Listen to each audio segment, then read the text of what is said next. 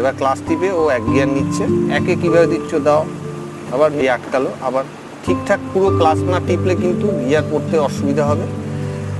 হ্যাঁ, এবার 1 গিয়ার নিল। এবার একে সাধারণত আমরা গোটা 8-10 ফুট বা 15-20 ফুট, ম্যাক্সিমাম 20 ফুট অবধি আমরা যেতে পারি।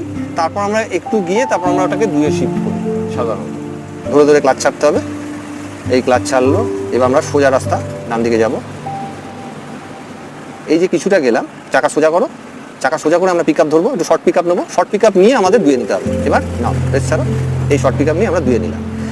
এবার দেখুন সামনে মোড় আছে, তো আমি এখানে 3-এ নিতে পারছি না। এবার দেখুন রাস্তা যখন মোটামুটি 50 মিটার ভ্যাকেন্ট হবে, ভ্যাকেন্ট বলতে শুধু একটা ট্র্যাক জাম থাকবে। দেখুন রাস্তাটা মোটামুটি ফাঁকা আছে। এবার ওকে ক্লাস টিপেও 3-এ নিলাম। সামনে মোড় আছে, ব্রেকে পাটা রাখলে আবার 3-এ নিলাম। চলো, এই যে রাস্তাটা ভ্যাকেন্ট আছে, এখানে আমরা 3-এ নেব।